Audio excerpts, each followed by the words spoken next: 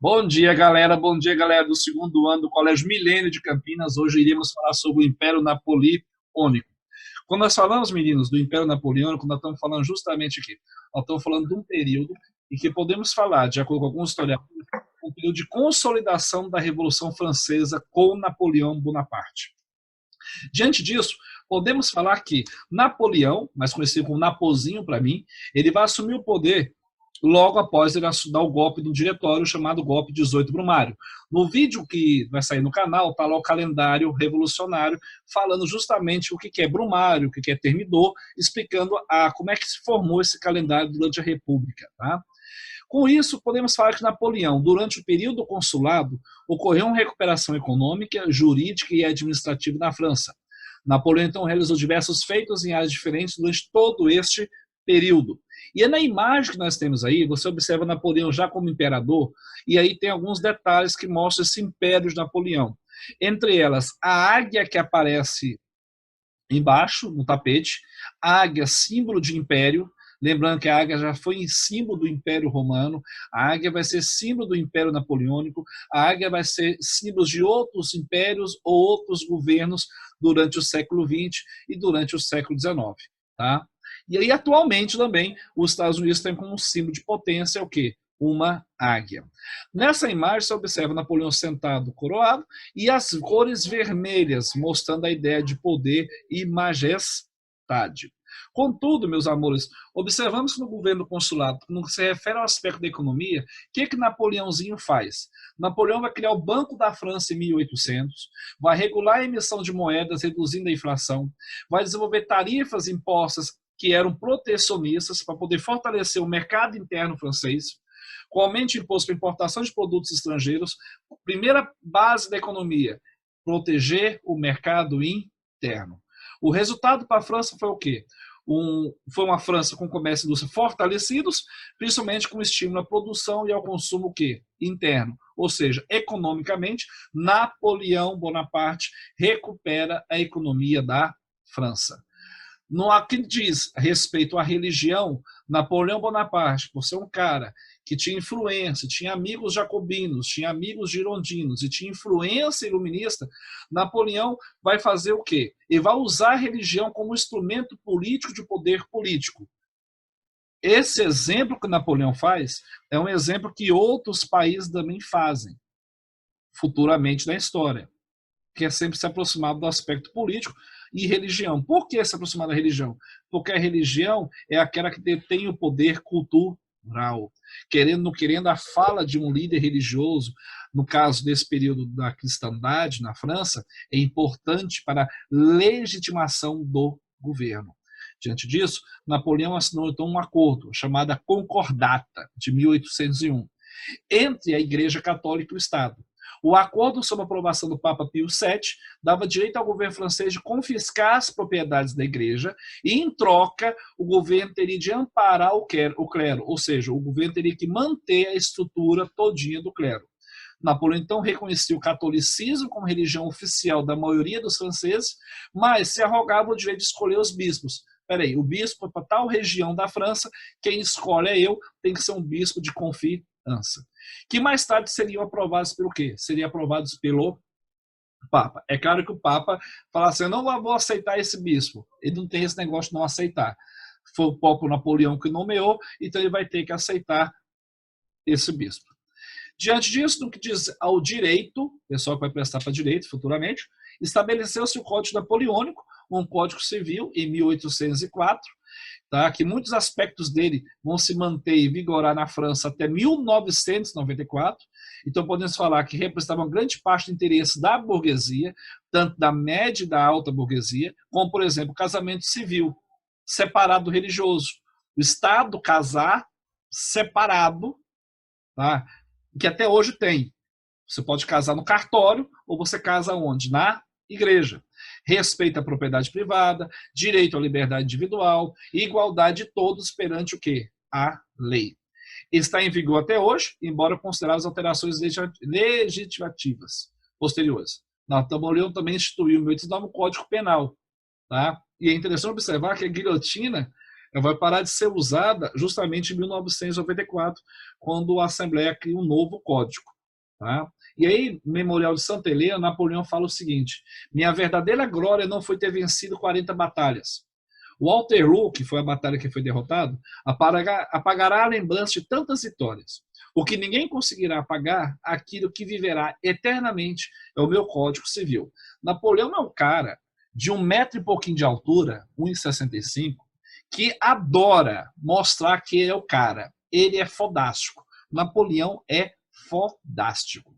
Beleza?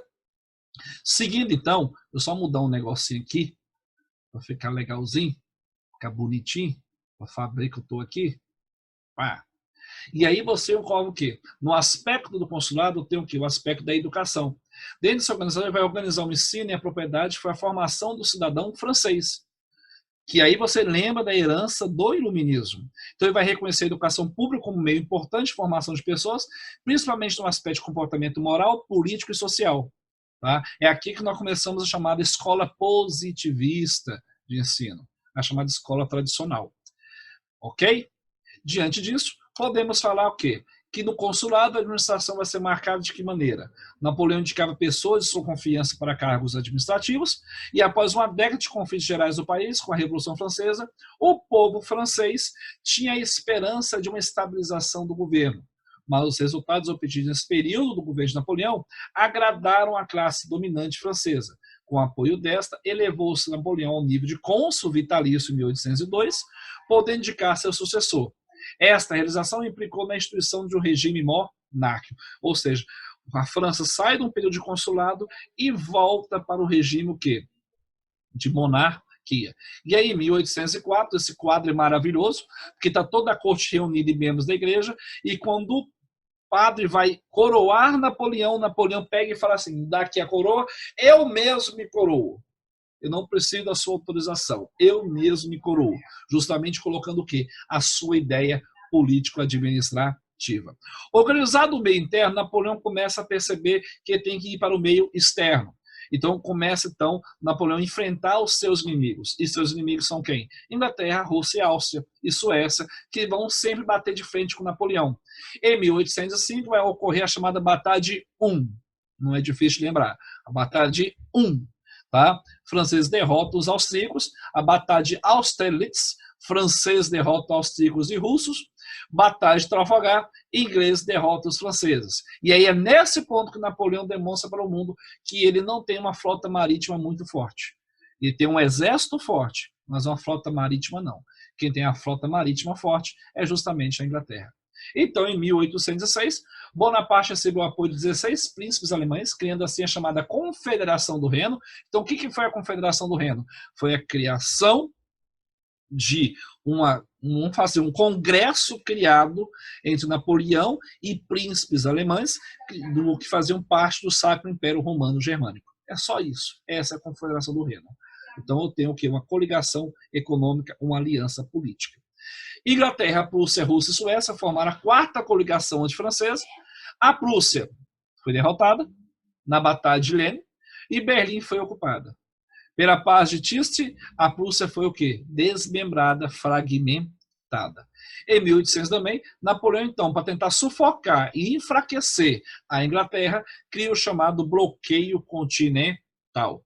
Tá? Onde Napoleão proibia que qualquer país comercializasse com as Ilhas Britânicas. Só que eu tenho que lembrar o contexto. A Inglaterra vive o período da Segunda Revolução Industrial. A Inglaterra é uma potência marítima e a Inglaterra tem muitas parceiras econômicas. Então, muitos países vão sofrer e vão sentir a falta de ter relações econômicas com a Inglaterra. Isso vai gerar o quê? Futuramente, a quebra do bloqueio continental.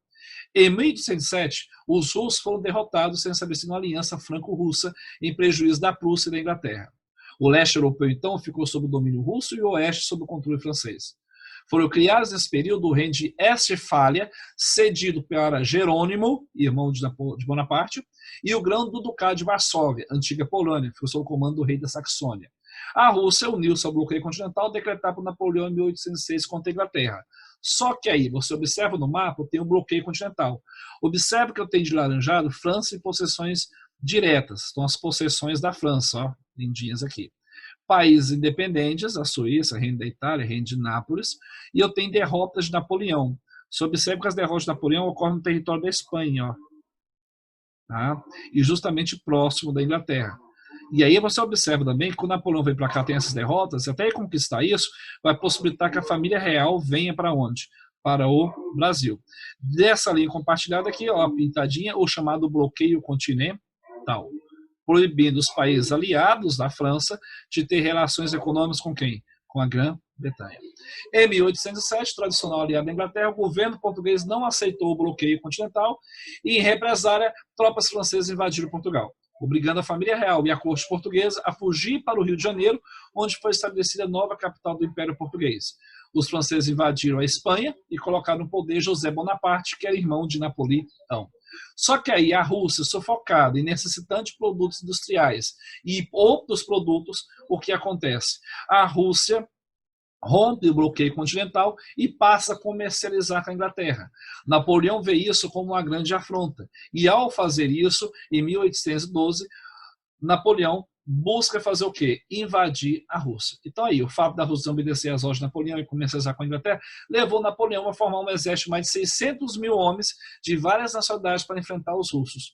Só que aí, os russos usam uma grande estratégia. Em 1812, Moscou foi invadida, mas somente depois que os russos já tinham incendiado a cidade e destruído as plantações ao redor dela. Essa tática usada pelos russos é a que nós chamamos de quê? Terra arrasada, que é a destruição dos mantimentos, dos recursos, evacuação de vilas, para quando o soldado do inimigo chegar, não tenha onde se abastecer, não tenha onde se fortalecer. E juntando com o grande inverno russo, os soldados de Napoleão morreram de fome e de frio. Ok? Estavam sem abrigo e sem comida. Nessa fuga, a maior parte do exército de Napoleão foi derrotado, onde vai favorecer em 1814 esse fracasso de Napoleão, no qual governos da Áustria, da Prússia, da Inglaterra e da Rússia vai criar uma coligação contra a França. E em 1814, seus exércitos invadiram o território francês e ocuparam Paris. Destruíram o poder de Napoleão Bonaparte. Nesse momento, ele é mandado para a ilha de Elba, no Mediterrâneo. E a monarquia francesa restituída com o rei Luís XVIII, que era o irmão caçula do Luís XVI, que assumiu o trono. É interessante observar, isso aqui aparece na obra e no filme O Conde de Monte Cristo. Esse período aqui aparece no filme Conde de Monte Cristo. Ok? Em 1815, Napoleão foge da ilha de Elba e deu início ao seu retorno a Paris. E é claro que ele tem aliados e tem amigos, e no caminho as suas viagens para prender passaram por lado de Napoleão. Luís XVIII, que havia assumido o trono francês, foge para a Bélgica, deixando Paris à mercê de Napoleão.